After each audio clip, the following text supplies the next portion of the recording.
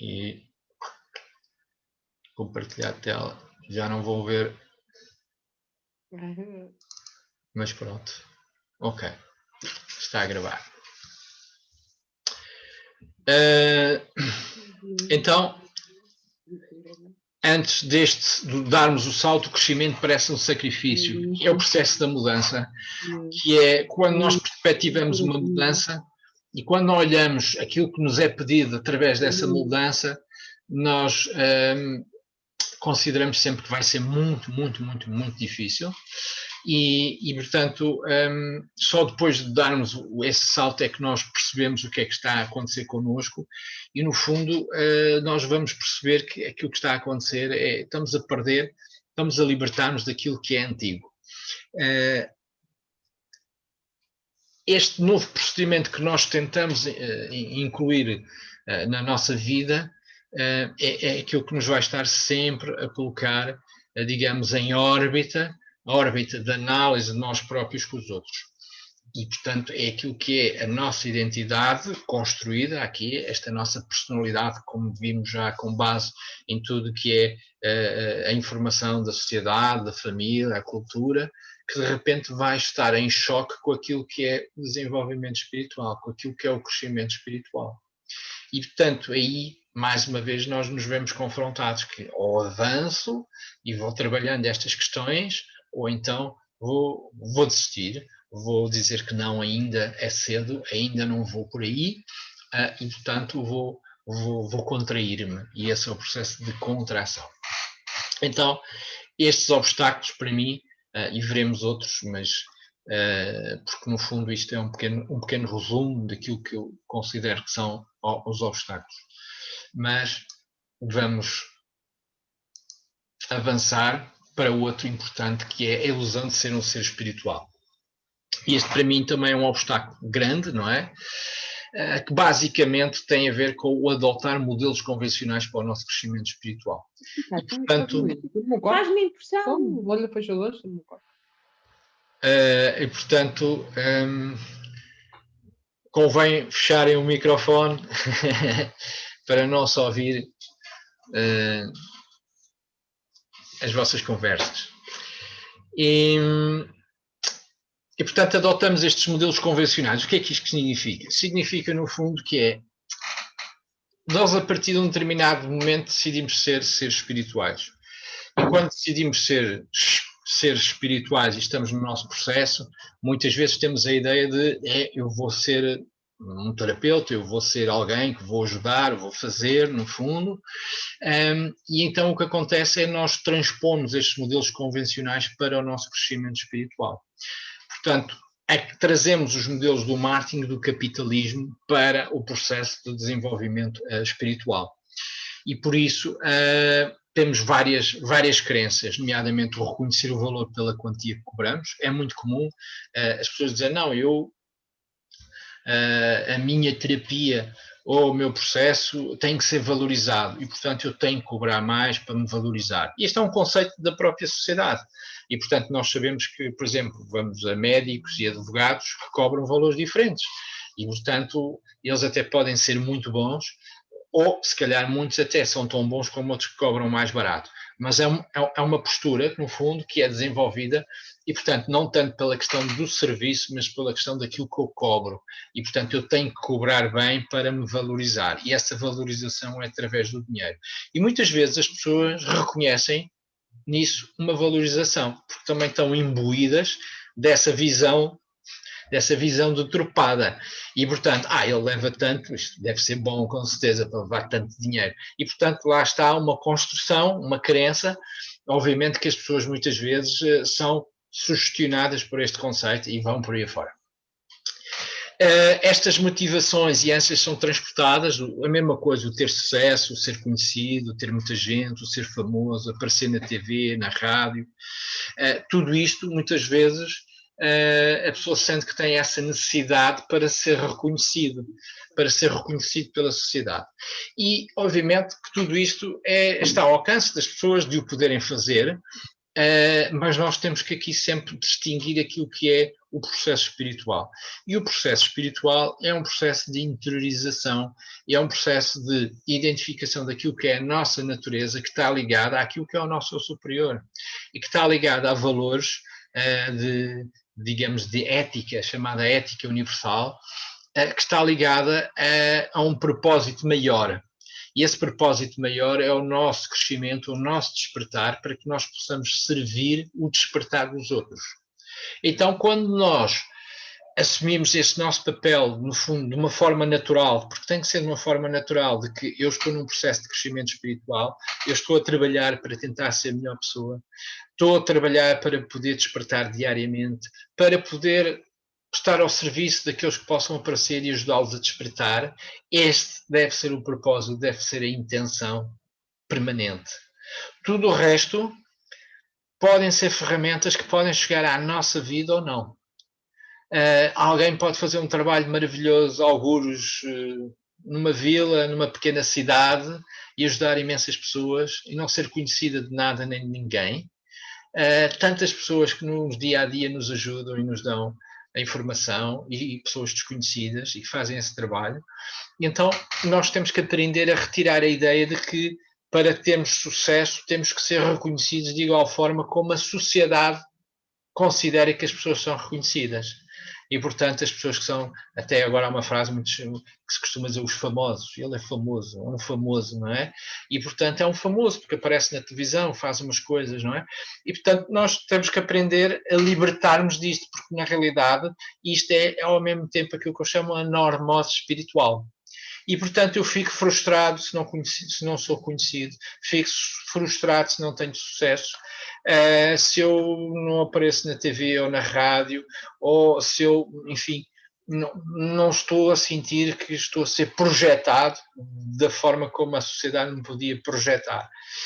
Quando, na realidade, este trabalho é um trabalho interior.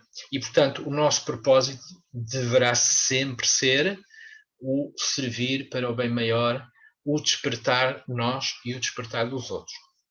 O outro entrave,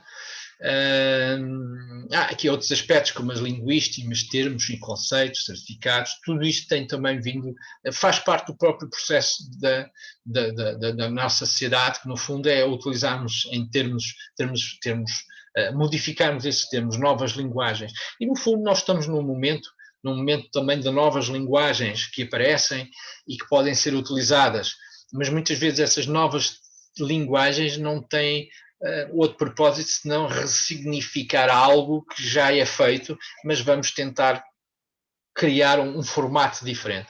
E esse formato diferente, por vezes, é necessário para chegar a outras pessoas que realmente não aceitariam esse formato se tivesse outra linguagem. Há pessoas que tudo que tenha a palavra espírito ou espiritual já não aceitam. Mas se tiverem outras palavras já vão ouvir. Então isso também faz parte, também é importante. E isto é o interessante, que é tudo pode ter um outro sentido. E, portanto, nós não estou aqui a fazer uma crítica, estou sim a alertar para que não nos deixemos cair muitas vezes nesta frustração de não termos determinado tipo de sucesso ou de valorização nos moldes da sociedade. Outro ponto importante tem a ver com o dogmatismo e com a rigidez. E então no crescimento espiritual muitas vezes as pessoas aprendem técnicas.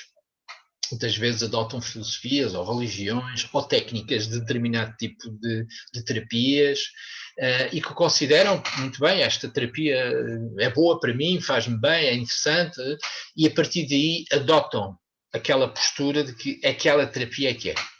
E portanto esta é talvez das melhores terapias do mundo, esta é talvez das melhores terapias do mundo e por aí fora. Eu não vou pôr em causa porque é assim, as terapias todas elas têm uma forma de chegar às pessoas e as pessoas escolhem aquilo que se sentem melhor e a forma como fazem e como abordam, mas chama a atenção quando isto se transforma num dogmatismo, numa rigidez, que é quando a pessoa adota uma determinada prática e a partir daí não está disponível para nada mais senão aquela prática, quer para ela própria, quer para os outros.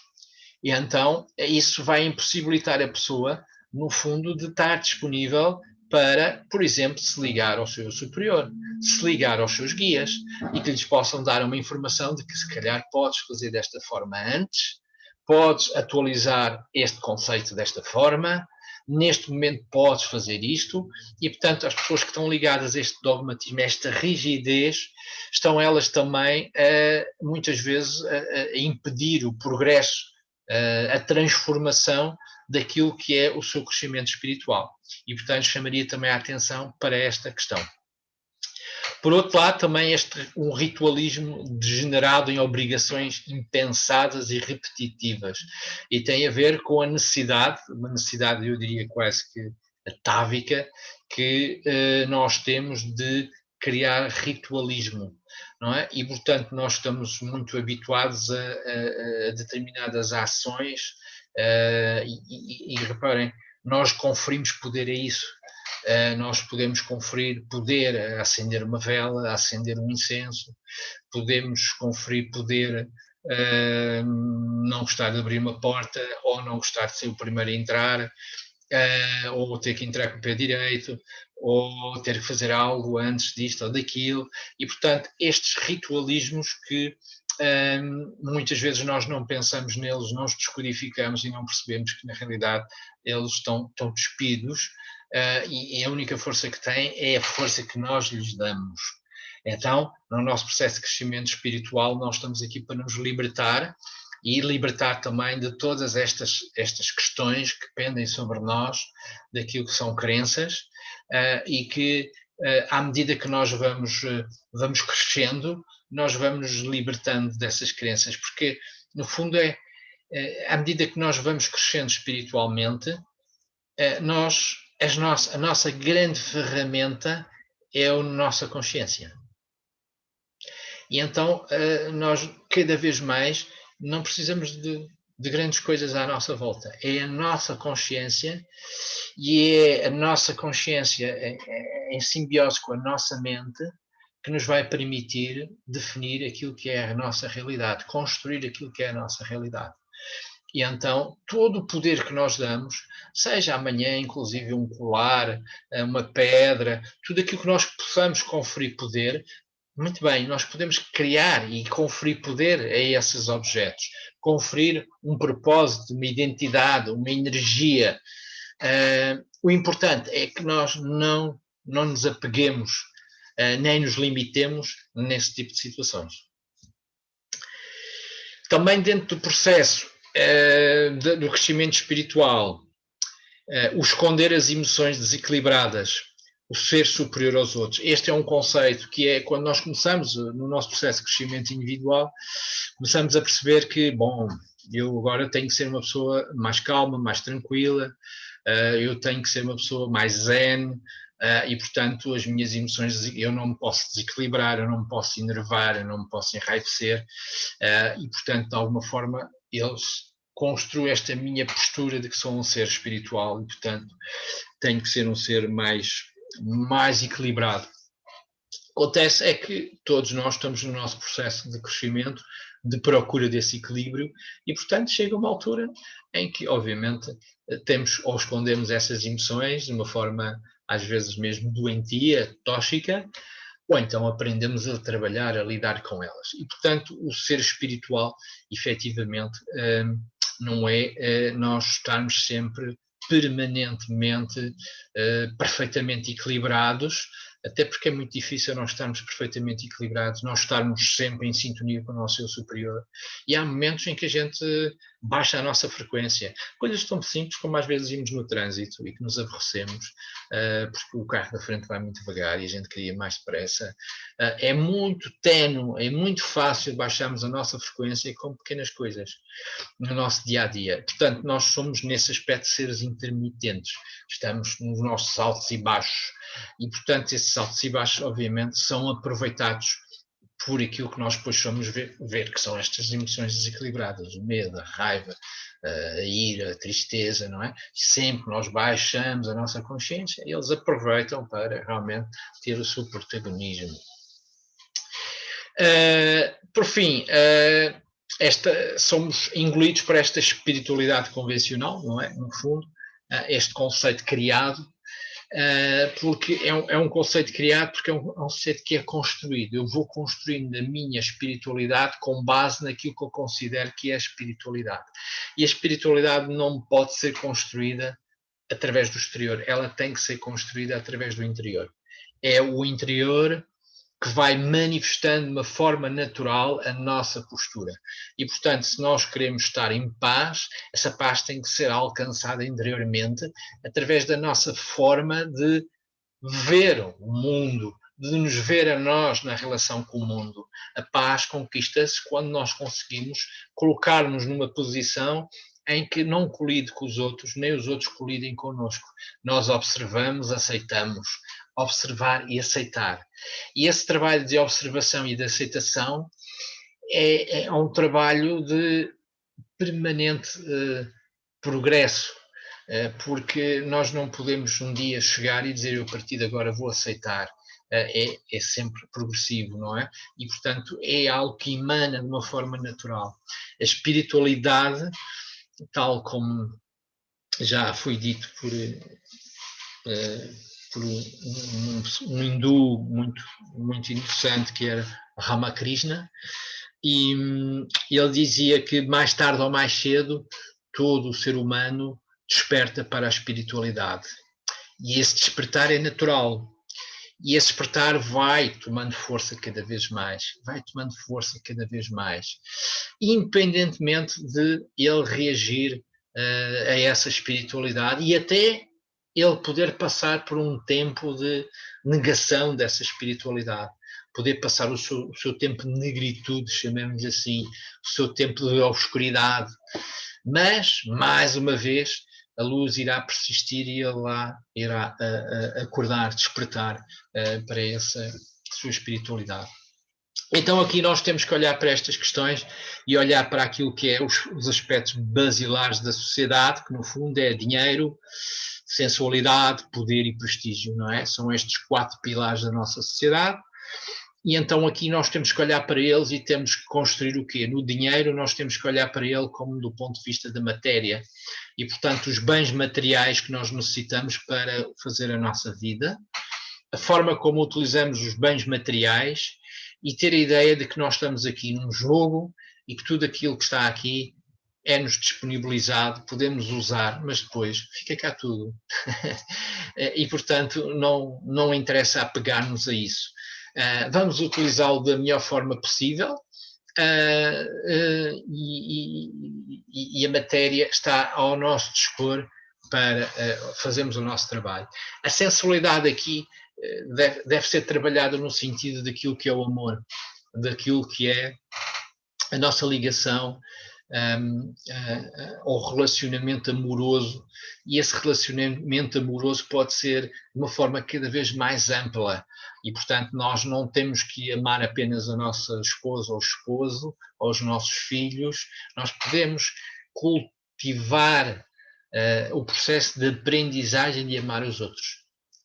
Mas amar os outros é um processo de aceitação dos outros, é um processo de olhar para o outro e aceitar a sua fragilidade, aceitar a sua força, a sua fraqueza, aceitar as suas crenças, observá-las e permitir-nos transmitir amor, transmitir a nossa compaixão.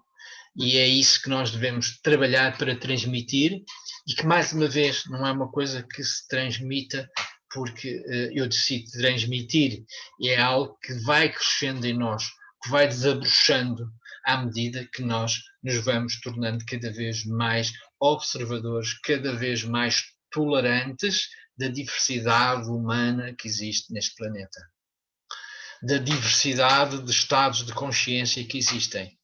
E quando nós passamos a entender cada vez mais essa diversidade de estados de consciência, nós também estamos a entender aquilo que é a relação unificada entre os seres e entre tudo que existe neste planeta, neste sistema solar, neste cosmos.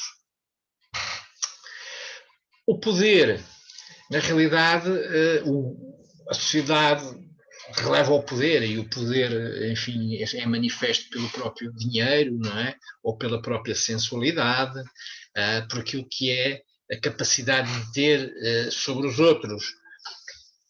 No crescimento espiritual, o poder é a capacidade de nós co-criarmos, é a capacidade de nós crescermos do ponto de vista espiritual, é o poder de alguém que está irritado connosco e nós conseguirmos estar bem com ele, sorrir, ajudá-lo a amenizar aquela raiva, aquela ira.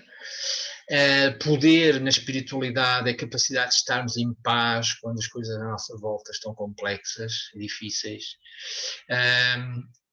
O poder é a confiança na nossa ligação, na nossa conexão. Esse é o verdadeiro poder, porque é o poder que nos coloca acima de todas as construções limitativas da nossa sociedade, da nossa forma de pensar, desta matrix que é criada. E então esse é que é o grande poder. É um poder que não se procura, mas é um poder que se manifesta através daquilo que é a elevação dos nossos sentidos, a elevação dos nossos desejos, o propósito que nós criamos em tudo aquilo que o propósito elevado que nós criamos em tudo aquilo que fazemos. Por fim, o prestígio. O prestígio do ponto de vista espiritual, na realidade, tem a ver com o nosso próprio reconhecimento de que estamos no caminho espiritual. E para nós, esse prestígio é mais em forma de gratidão. Gratidão por podermos ser seres despertos, por podermos ser seres que estamos a trabalhar o nosso momento de despertar.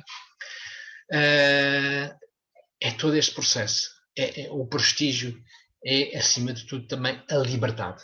A liberdade de nós nos podermos desprender das crenças, das limitações que nos tolhem, dos nossos pensamentos obsessivos, das nossas atitudes compulsivas, de tudo aquilo que se constrói à nossa volta e que chega à nossa mente, grande parte deles através de projeções que são enviadas para a nossa mente, de modo que nos limitem, nos confinem na criação da nossa realidade. Bom, falando de sentidos e redirecionamento dos sentidos, nós somos aquilo que pensamos. Tudo aquilo que somos vem dos nossos pensamentos, é com os nossos pensamentos que formamos o mundo. Penso que isto foi algo mais ou menos assim que o Buda disse. E, portanto, o que é que isto quer dizer? É que nós estamos constantemente a construir a nossa realidade com aquilo que nós pensamos. Os nossos pensamentos moldam a nossa realidade. E como nós já vimos, pensamentos são energia, não é? E essa energia molda os nossos diferentes corpos, provoca reações bioquímicas e, portanto, cria a realidade que nós temos. Então, este sábio taoísta disse: nada de impulsos, nada de compulsões, nada de necessidades, nada de atrações. Então, todas as questões da sua vida estão sob controle. És uma pessoa livre. E isto é muito interessante, porque este sábio taoísta, portanto, foi um taoísmo antes de Cristo. No fundo, isto está tudo sob controle. E eu sei que há muita gente que gosta de controlar tudo, não é? É importante controlar, ter as coisas à sua maneira. Bom, aqui está um momento importante em que está tudo sob controle. Mas este momento em que está tudo sob controle, na realidade, vejam em cima, nada de impulsos, nada de compulsões, nada de necessidades, nada de atrações. Então isto é o quê? É a integração com esta tal superconsciência.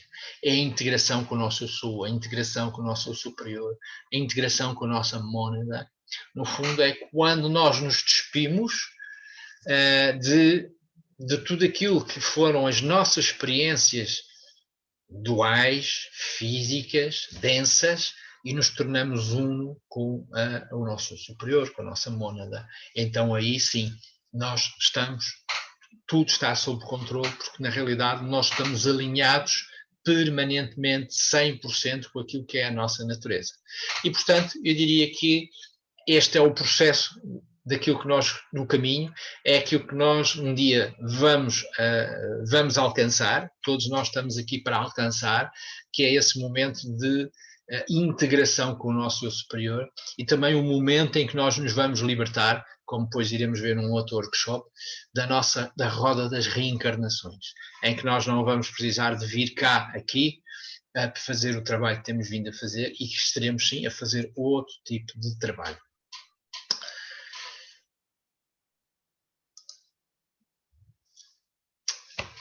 Um dos aspectos importantes para o trabalho de redirecionamento dos nossos desejos, dos nossos sentidos, é dedicar tudo aquilo que fazemos na nossa vida.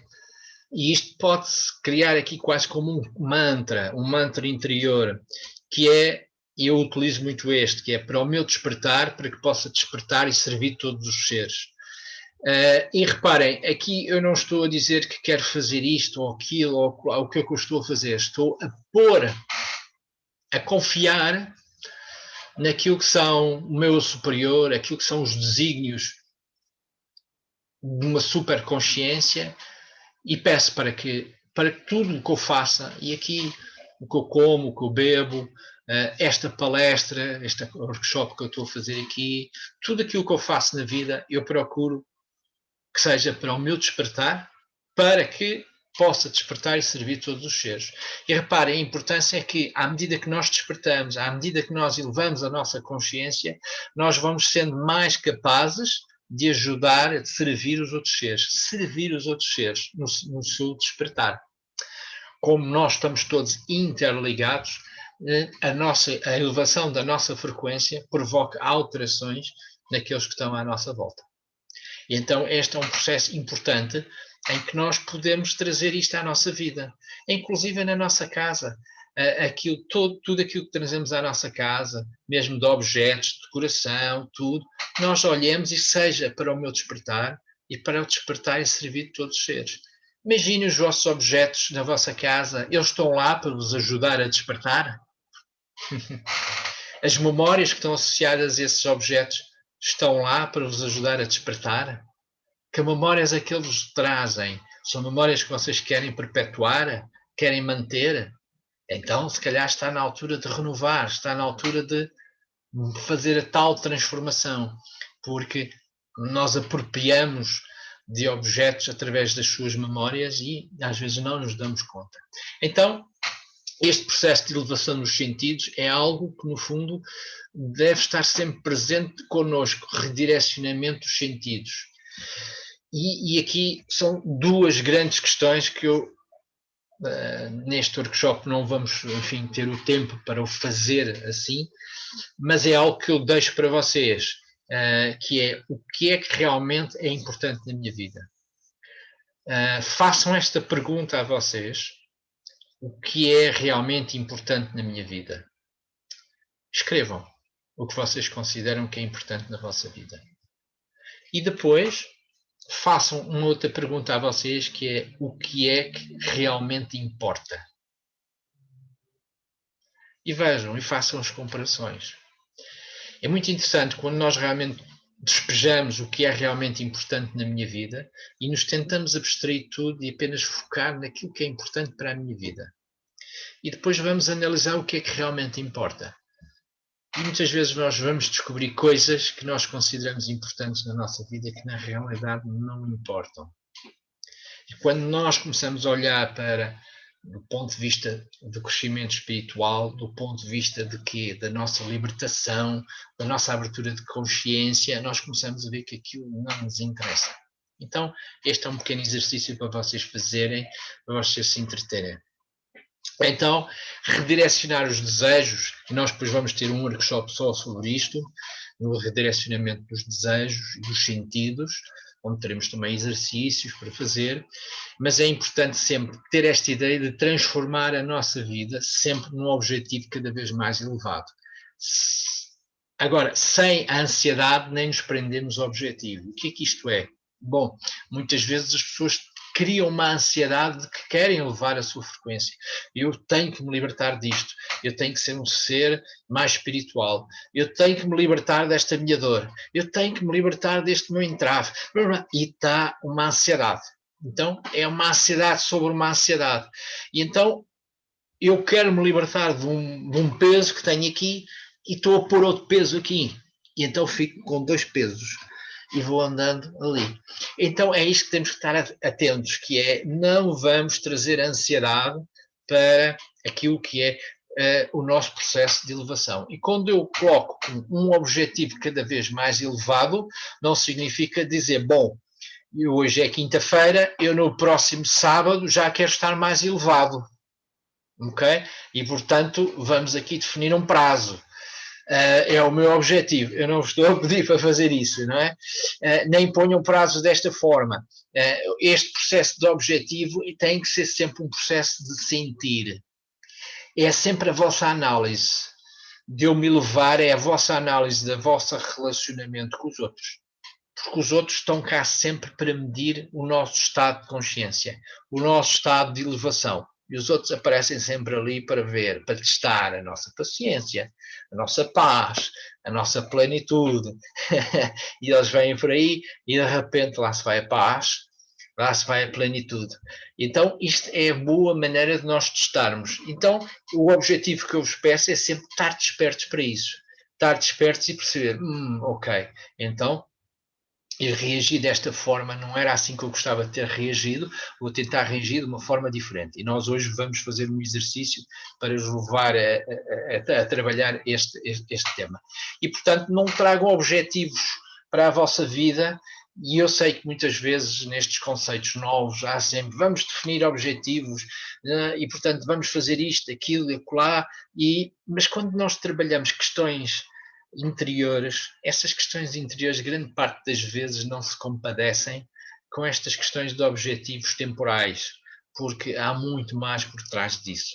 Uma coisa é vocês definirem metas e objetivos porque querem deixar de fumar, querem deixar de, sei lá, comer determinado tipo de coisas, ou fazer. Agora, comportamentos, eu vou definir um tempo para mudar este meu comportamento. Provavelmente isso não vai acontecer e vocês vão ficar frustrados. Então vocês devem antes dizer assim, eu vou estar atento para mudar este comportamento. E, portanto, o meu objetivo é reagir em relação a este tema de uma forma cada vez mais elevada, cada vez mais elevada. E a vossa métrica é essa, é a análise da forma como reagem às situações. Estou a reagir de uma forma mais elevada ou ainda não estou a conseguir? E porquê? Então eu vou refletir sobre isto, vou tentar ver o que é que me prende, o que é que me impede. Este é o processo. Por isso eu falo sempre neste processo de introspeção, de análise, e vamos hoje fazer um exercício para vos ajudar nesse sentido. Estarmos atentos, este é aquilo que nós estamos a falar aqui, portanto, estarmos atentos, vigiar a mente, esse é sempre o grande processo. E estarmos atentos porque distração, nós estamos sempre entre o passado e o futuro. Passado, futuro. E então, o ponto da mudança, o ponto da transformação é no presente. Então, a nossa dificuldade em ter foco, no presente, é porque, na realidade, nós estamos entre o passado e o futuro. Entre aquilo que fizemos, podíamos ter feito, e aquilo que eventualmente vamos fazer ou que queremos fazer. E esquecemos muitas vezes que o presente é aquilo que está a construir aquilo a que nós chamamos futuro. Então devemos treinar cada vez mais o nosso estado de atenção, o nosso estado de foco para o presente, para as coisas que estão à nossa volta, para nos permitirmos estarmos atentos. Nós entramos num espaço e devemos estar presentes, atentos àquilo que está naquele espaço, aos objetos, às pessoas. Estamos atentos às coisas que estão à nossa volta, para as sentirmos, para as traduzirmos, quer aquilo que é visível, quer aquilo que é invisível. Estarmos atentos, focados no presente. E quando nós estamos em ansiedade porque queremos coisas para o futuro que nós não conseguimos saber quando é que as vamos trazer, nós não estamos conscientes do presente, não estamos lúcidos para intervir no presente. Então devemos trabalhar a lucidez do presente. E essa lucidez do presente assenta muito numa coisa que é a confiança. Confiança de que nós somos seres capazes de fazer este trabalho de foco e de atenção no presente, e que este foco e atenção no presente nos vai trazer realidades que queremos no futuro. Depois, esta autoalienação, no fundo, tornamos estranhos de nós próprios. E isto tem a ver com aquilo que é a corrida que hoje e sempre houve, mas cada vez mais a corrida onde andamos para a nossa sobrevivência ou as nossas crenças. E, portanto, muitas vezes dizemos, eu não tenho tempo para nada, eu vou aqui, faço o meu trabalho, vou para o trabalho, depois tenho a casa, depois tenho isto e aquilo, claro. Mas, na realidade, há sempre um tempo, se nós quisermos encontrar. E esse tempo é importante para não sermos estranhos de nós próprios. Porque um dia chegamos e perguntamos, quem sou eu? Na realidade, quem sou eu que ando aqui? Onde é que eu estou? E então, se nós nos queremos encontrar, nós temos que aprender a ter estes momentos de quietude, de introspeção, de interiorização, para começarmos a conhecer quem nós somos, com todas as nossas fortalezas e fraquezas, porque isso tudo constitui aquilo que neste momento nós somos. Então esta autoalienação muitas vezes constitui também uma forma de ir para a frente. Eu não estou disponível para ver estas questões, vou para a frente, vamos embora, vamos trabalhar, vamos fazer isto, vamos fazer aquilo, vamos avançar, e depois logo se vê. Não? Então procurem trazer essa consciência de aquietar, poisar, para poderes fazer a vossa leitura interna. Depois outro aspecto importante que é a automatização. E, portanto, nós muitas vezes atuamos mecanicamente. E atuamos mecanicamente nas coisas às vezes mais banais. E não ligamos, mas isso é importante ligarmos. Porque ao agirmos mecanicamente, no fundo, não é o nosso consciente que está presente. E reparem, uma coisa é vocês irem guiar o automóvel e agirem mecanicamente, porque na realidade vocês mexem nos pedais e mexem na manete das mudanças, já não têm que pensar como é que o vão fazer, as coisas fluem, é uma atitude mecânica e, portanto, há muitos aspectos mecânicos na nossa vida que fazem todo o sentido, mas há outros que não.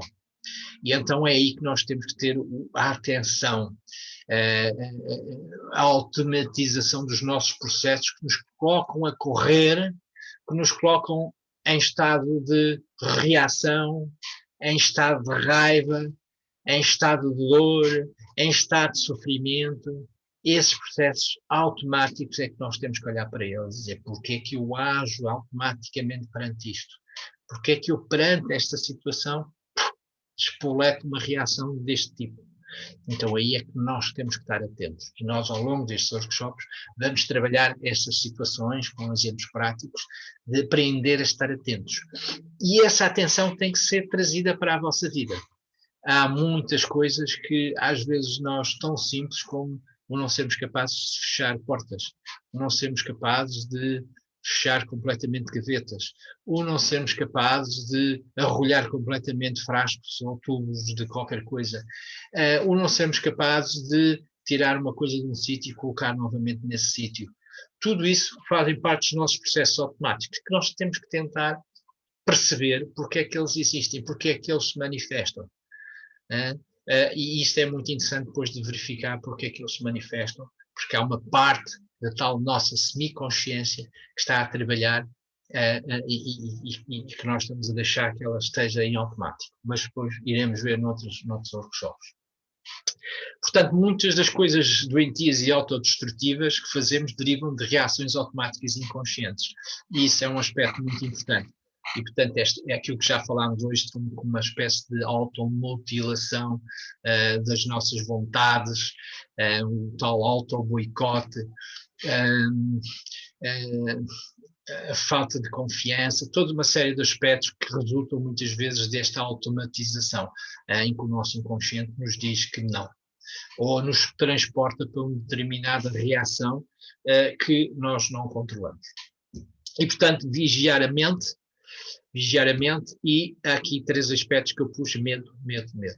Nós iremos falar depois noutros workshops da questão do medo, mas para mim a raiz de tudo é o medo.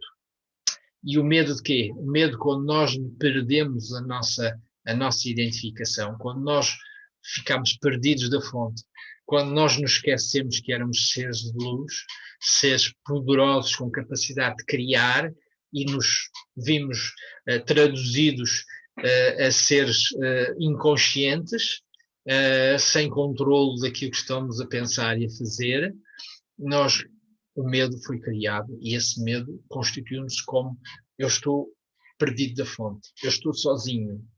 E então, hoje, esse medo tem inúmeras caras, como nós iremos ver, mas na raiz está esse medo de eu estar abandonado, de eu, no fundo, ter sido rejeitado, de eu estar perdido.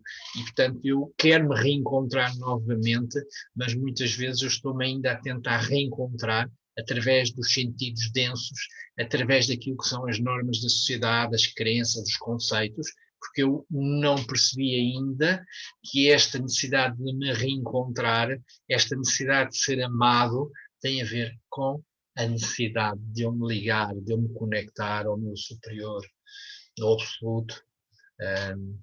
Esta é aquilo que eu vos vou tentar demonstrar, que esse medo está aí, fundamentalmente, a grande raiz. Depois tudo o resto, e se vocês forem analisar o medo da sobrevivência, o medo da subsistência, o medo do que é que os filhos possam ter ou não ter, o medo do que é que vocês possam vir a conseguir na vida ou não, o medo se amanhã perdem isto ou ganham aquilo, todo esse medo, no fundo, tem a ver com o facto de que vocês se sentirem sozinhos, se sentirem desconectados e por isso não estão confiantes. Têm medo porque acham que estão sozinhos. A partir do momento em que nós nos integramos, nos conectamos com o nosso eu superior, esse medo não faz sentido, porque nós estamos ligados. E sabemos aí sim que as coisas são-nos providenciadas, as coisas são-nos dadas através da nossa própria construção de realidade. Bom, ainda antes de avançar para estes exercícios práticos, e que não vos quero saturar, e já são 10h21, eu queria só ler aqui um pequeno texto que eu acho muito interessante, e vou começar a ler esse texto. Durante várias semanas, estranhos sons vindos do vale vizinho haviam percorrido as montanhas. Na aldeia havia um grande falatório sobre o que poderiam ser esses sons, mas ninguém conseguia percebê-los. Nem mesmo os anciãos da aldeia alguma vez tinham ouvido algo parecido. Por fim, um dos jovens da aldeia foi escolhido para atravessar as montanhas e ver o que se passava. Depois de caminhar durante 2 dias, chegou ao cume da montanha e avistou, lá embaixo, no vale, uma grande quantidade de gente ativa e a trabalhar. À medida que se aproximava, viu uma fila de pessoas. Cada pessoa tinha à sua frente uma enorme pedra que martelava e cinzelava. Quando finalmente chegou ao vale, abordou um jovem que se encontrava numa das extremidades da fila e perguntou: "Que está a fazer?" "Ah", resmungou o jovem, "estou a matar o tempo até sair do trabalho." Confuso, o caminhante virou-se para a segunda pessoa na fila, uma jovem, e perguntou: "Desculpe, mas o que está a fazer?" "Ganha vida para sustentar a família", respondeu ela. Coçando a cabeça, o caminhante avançou até à terceira pessoa e voltou a perguntar: "Que está a fazer?" "Estou a criar uma língua estátua", foi a resposta. Virando-se para a pessoa seguinte, o caminhante repetiu a pergunta. "Estou a ajudar a construir uma catedral", foi a resposta. "Ah", disse o caminhante, "penso que começa a compreender." Aproximando-se da mulher que ocupava o lugar seguinte da fila, perguntou: "E a senhora, o que está a fazer?" "Estou a ajudar o povo desta cidade e as gerações que hão de vir ao contribuir para a construção desta catedral." "Ah, isto é maravilhoso!" exclamou o caminhante. "E o senhor?" perguntou ele ao homem que se encontrava ao lado dela. "Ajudo a construir esta catedral para servir a todos aqueles que a usarem e para me despertar durante o processo. Procuro a minha salvação servindo os outros." Por fim, o caminhante virou-se para o último escultor, uma pessoa idosa e cheia de vida, cujos olhos cintilavam e cujos lábios descreviam um interno sorriso. "O que está a fazer?" "Eu?", sorriu o ancião. "A fazer?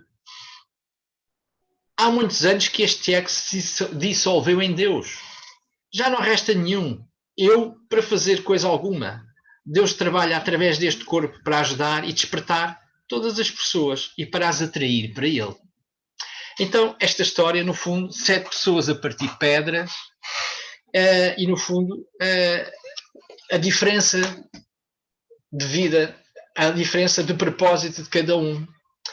E era um pouco isto que eu falava, o propósito que damos às coisas insere-nos numa determinada dimensão. E, portanto, aquilo que nós fazemos no nosso dia-a-dia, se nós não lhe dermos uma dimensão grande, uma dimensão elevada, no fundo nós vamos estar como aquele primeiro, parte da pedra para fazer tempo e acabar o trabalho. Ou podemos participar na construção de uma catedral para despertarmos e ajudarmos os outros a despertar. E então isto tem a ver com a intenção que nós colocamos nas coisas que fazemos. Bom, e agora tenho a propor-vos 3 exercícios e vou-vos propor naturalmente que fechem os olhos. Estes exercícios não vão demorar muito tempo, mas vamos ter aqui um pouco de reflexão, de interiorização. Então vou pedir-vos que fechem os olhos, encontrem uma posição, enfim, o mais relaxada possível. E este primeiro exercício vai ser descobrir a minha filosofia de vida. E o descobrir a filosofia de vida, se calhar é algo que nem todos pensaram. Qual é a minha filosofia de vida? Tenho uma filosofia de vida? Por exemplo, Gandhi dizia que a minha filosofia de vida é renunciar e rejubilar. E ele tentava ser coerente com essa filosofia de vida. Então é interessante nós pensarmos sobre qual é a nossa filosofia de vida. Para que amanhã, se alguém nos perguntar, ou até para nós próprios percebermos qual é a minha filosofia de vida. É algo que talvez possa ser interessante. Então vou-vos pedir para fecharem os olhos, para relaxarem, respirarem fundo. E vamos fazer aqui 3 respirações profundas.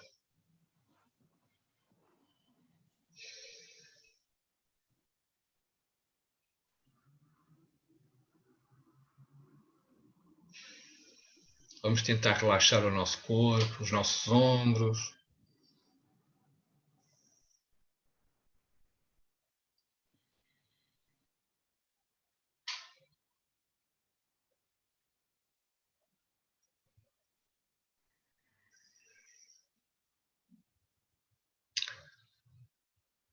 E agora que estamos mais calmos, mais tranquilos, mais focados em nós,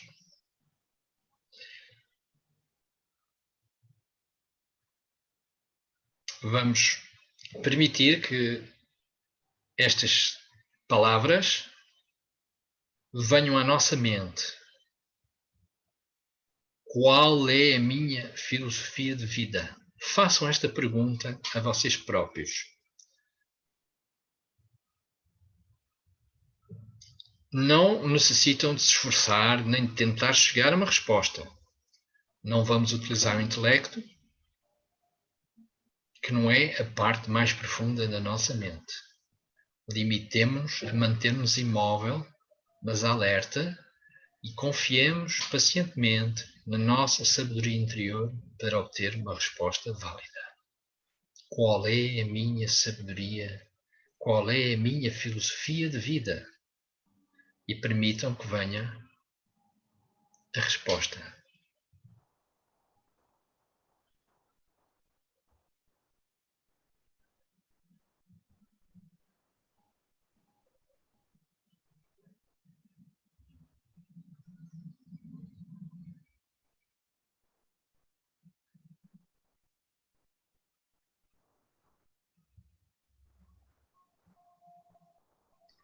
Podem repetir qual é a minha filosofia de vida e tentem manter a vossa mente livre para aquilo que possa surgir. E não racionalizem, por muito estranho que possa parecer. Aceitem e depois, se quiserem, podem até escrever para não se esquecerem.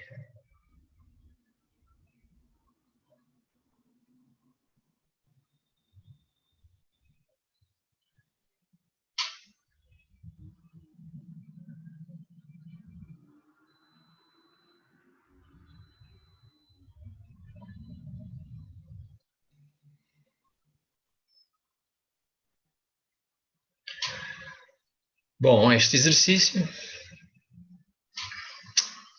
e no fundo este é apenas para vos dar uma pequena indicação de como podem trabalhar esta pergunta, e não sei se a algum de vocês surgiu alguma coisa, mas no fundo se surgiu, guardem para a vossa análise. E esta é uma forma que nós temos de poder fazer perguntas a nós. Agora lembrem-se sempre que não é a vossa mente racional, o vosso intelecto que vai responder. É sempre o vosso eu superior, a vossa ser superconsciente. E isso vocês têm que deixar que ele se manifeste. É um exercício que podem ir fazendo para que vocês possam ir aprofundando aquilo que é a vossa filosofia de vida. Bom, este é um primeiro exercício. O segundo exercício tem a ver com aquilo que é chamada uma visualização corretiva. Esta visualização corretiva tem a ver com aquilo que é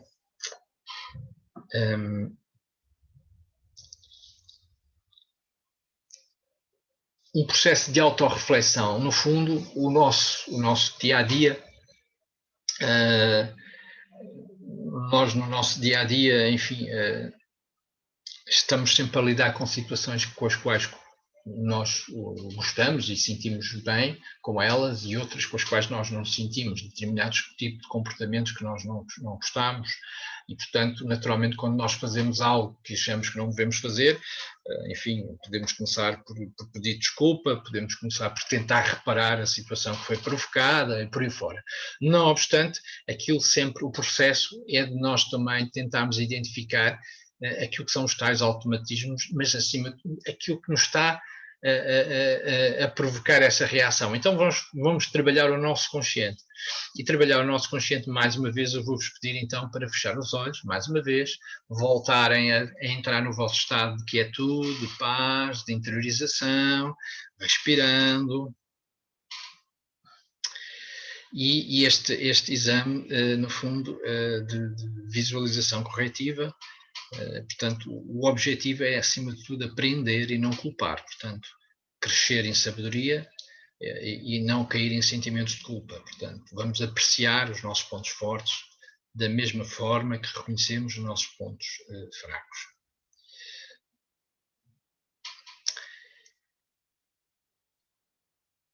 Então, vou-vos pedir para trazerem a vocês, à vossa mente, vamos todos tentar trazer um momento em que tenham falado ou agido de um modo que agora vocês lamentam.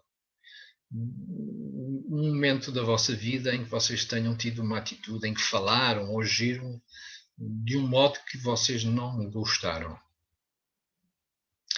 E vou-vos pedir para que, tão nitidamente quanto possível, se imaginem de novo nessa situação.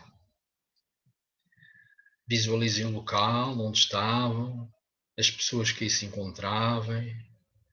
Lembrem-se do que é que estavam a fazer, de como é que foi a situação, de como é que se sentiam. Tentem reconstruir o melhor possível a situação.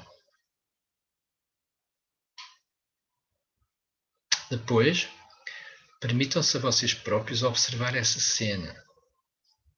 Constituam-se como observadores da cena, como se estivessem fora dela. Estão a ver-vos, a vocês, na situação. A ter a atitude que vocês não gostaram e a observar as consequências. observar as consequências e vejam como reagiram, vejam aquilo que vocês sentiram, a forma como se exaltaram, o que é que aconteceu com os outros. Tentem sentir, perceber toda a energia que estava à volta, toda a situação que foi gerada.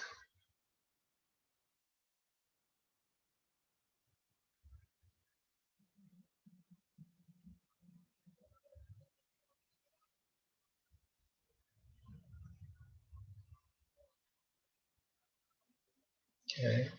Depois de observarem a cena, de sentirem,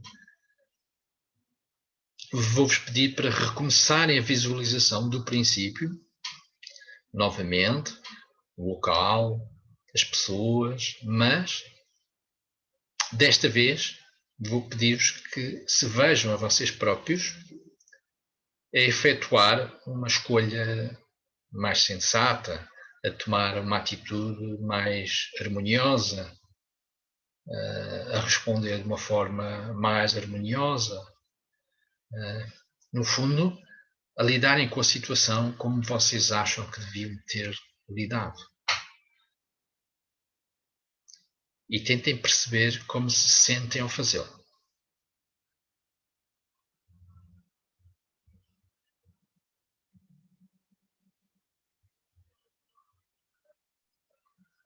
Tentem ver, com este vosso novo procedimento, como é que a outra pessoa reage. Como é que os outros intervenientes reagem.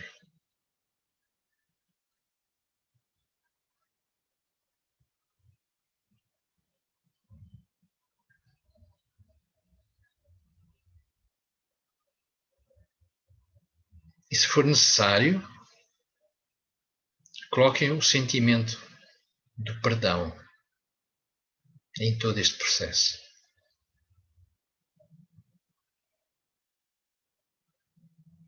Permitam-se rir, permitam ver as outras pessoas a rirem-se também, bem dispostas. Permitam-se construir essa cena com harmonia, com um bom relacionamento. Permitam-se aceitar que esta é a nova realidade daquela situação.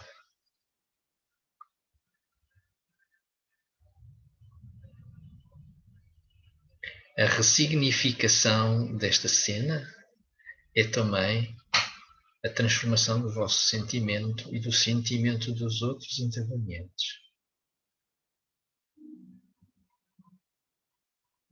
Se quiserem, podem inclusive abraçar todos. E todos se abraçam em riso, em harmonia.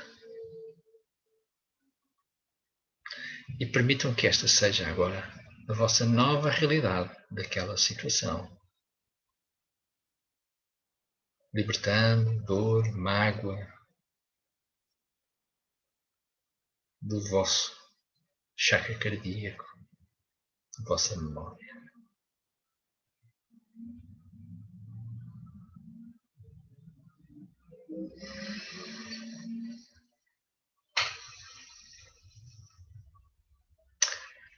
E este exercício também é mais uma forma de, no fundo, vocês poderem lidar com situações desagradáveis que por vezes ficam na vossa memória e vos incomodam. Muitas vezes não temos forma de intervir, de fazer algo diferente, então, mas podemos intervir. Ao fazermos isto, e tão quanto nós recriamos a situação e tenhamos a capacidade de a transformar, nós vamos efetivamente alterar correntes energéticas que foram criadas com aquele evento. Vamos transformar essas correntes energéticas, vamos criar uma nova realidade que nós queremos que esteja manifesta na nossa relação com aquelas pessoas, mesmo que nós não voltemos a ver essas pessoas. Não nos podemos esquecer que temos ligações interiores e nem sempre temos que ver fisicamente as pessoas para estar com elas. Então é importante fazermos este trabalho de transformação daquilo que nós queremos realmente transformar a nossa vida e daquilo que nós gostaríamos de ter feito diferente, para que também possamos aprender a construir de forma consciente aquilo que queremos que sejam as nossas reações. Por fim, temos o nosso último exercício, que é contactar o mestre interior.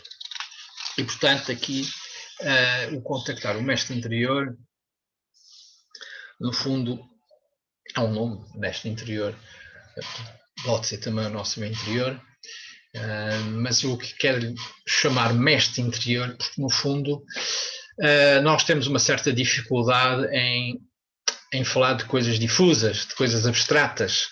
Na realidade, muitas vezes, aquilo que são seres que estão numa dimensão superior àquela em que nós nos encontramos, e, portanto, são seres mais subtis, são uma realidade energética diferente. E essa realidade energética manifesta-se aos nossos olhos de uma forma diferente. E, portanto, nós muitas vezes temos dificuldade em interpretar.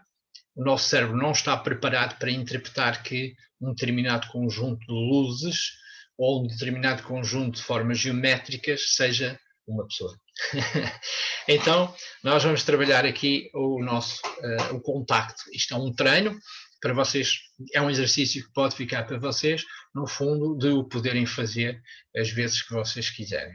Então, mais uma vez, eu vos vou pedir para fecharem os olhos, aquietarem a vossa mente, respirarem fundo, trazerem quietude ao vosso momento, ao vosso estar. E vou-vos pedir que se imaginem a vocês num lugar, para vocês seja um lugar belo.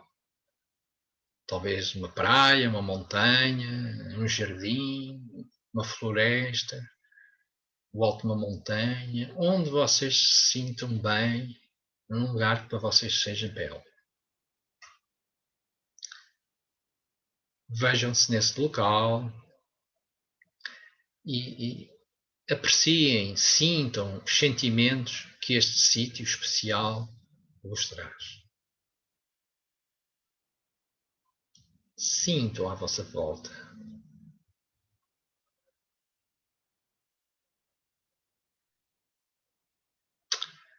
E então, dentro de algum tempo, vocês irão convidar a entrar nesse sítio uma pessoa extraordinariamente sábia. Poderá ser um grande mestre espiritual, ou um sábio ou sábia desconhecidos. Seja quem for, essa pessoa vai encarnar qualidades tão grandiosas como a sabedoria, o amor, e vai aceitar-vos tal como vocês são. Então, convidem esse sábio ou sábia a entrar no lugar belo e apresentem-se. Visualizem quem está à vossa frente.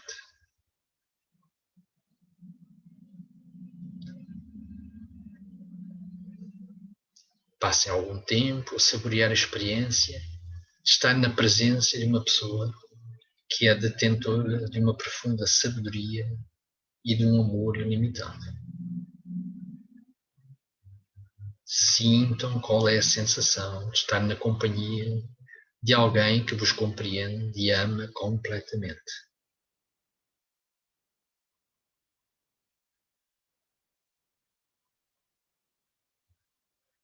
Que medos e defesas ficam reduzidos a nada na presença de alguém que vos aceita tal como são.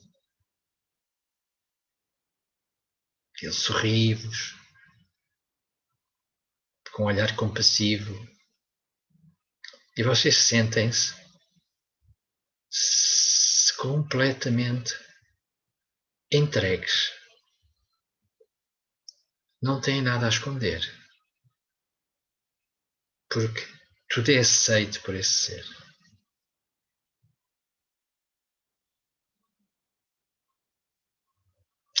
E agora, esse ser permite-vos a oportunidade de aprender e aconselharem-vos sobre qualquer coisa relacionada convosco. retire um momento para pensar numa ou duas perguntas que mais gostariam de fazer.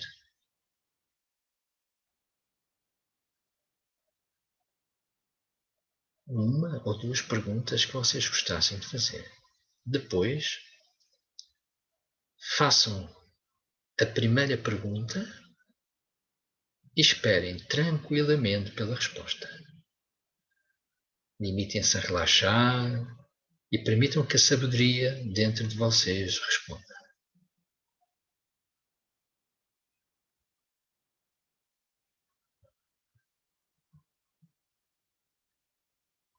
Lembrem-se que esse sábio ou sábia está perante vocês e vos responderá.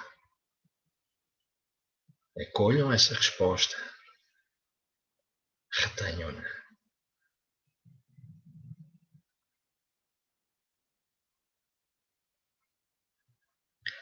Quando estiverem prontos, façam a pergunta seguinte. Esperem pela resposta e guardem tranquilamente.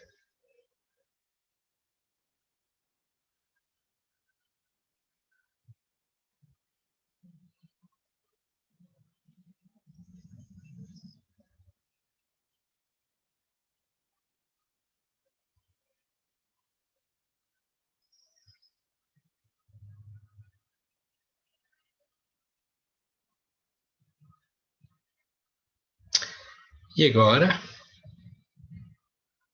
perguntem ao sábio ou à sábia se tem algo para vos dizer. Perguntem, tens algo para me dizer? Mais uma vez, limitem-se apenas a relaxar e a esperar por uma resposta.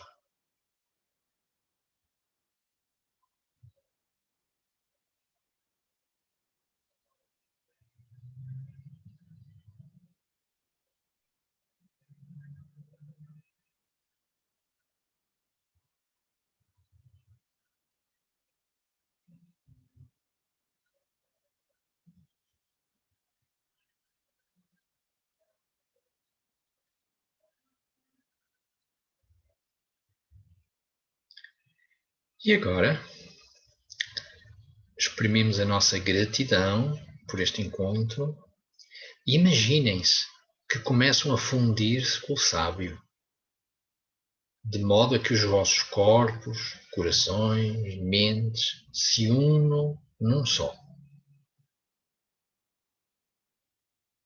Na verdade, vocês já são unos, pois o sábio e as qualidades, como o amor e a sabedoria, são criações e fazem parte da vossa própria mente.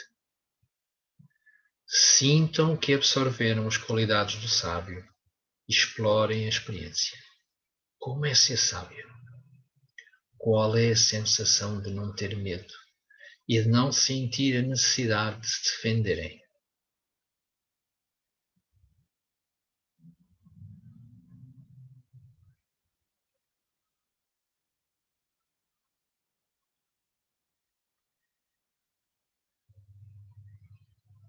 Qual é a sensação de sentir um amor e um carinho ilimitados por todas as pessoas, incluindo vocês próprios?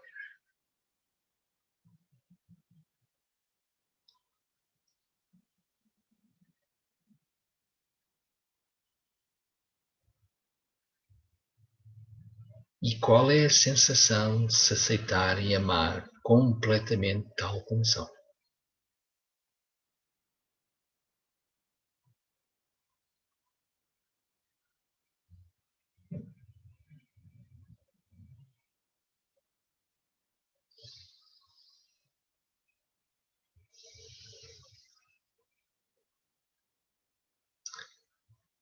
E após este momento de sentir esta experiência, abram os vossos olhos e tentem efetuar esta transição lenta e delicadamente, para que possam transportar com vocês as qualidades que experimentaram. Que elas possam estar manifestas em vocês, neste momento, no vosso dia a dia, e que este exercício possa também ser feito mais vezes no encontro com o vosso mestre interior, no trabalho com a vossa ligação interior, para que possam crescer. E pronto, terminamos por aqui este exercício. Eu vou interromper aqui este compartilhamento. Bom, estamos aqui há 1h56. Ah lá. Eu tinha a ideia que fosse para ir até 2 horas, mas não foi mal. Enfim, eu, de alguma forma, penso que se vocês quiserem, eu posso, se houver aqui alguma pergunta, alguma coisa, posso, se alguém tiver alguma pergunta aqui ou quiser dizer alguma coisa, liga ao microfone e diz. Se não tiverem nada para dizer, também está tudo bem. E resta-me desejar-vos depois uma boa noite para vocês, descansada, e que possam viajar a sítios bons para continuarem o vosso caminho de transformação. Está bem? E pronto, esperar para o próximo workshop, que vai ser sobre entender o que a alma deseja. E aí sim, mais uma vez, vamos trabalhar naquilo que são os sinais da alma, os sinais que nós entendemos, que aceitamos, por aí fora. E vamos ter também mais alguns exercícios práticos. Então, se não houver mais nada, há aqui um bate-papo, deixa-me lá ver onde é que ele está. Ok, está bem, sim senhora. É tudo só muito bem, quer dizer que sim senhora. E então, se está tudo, resta-me desejar-vos uma boa noite a todos. Obrigado por terem estado presentes e até uma próxima. Obrigado. Obrigado, boa noite.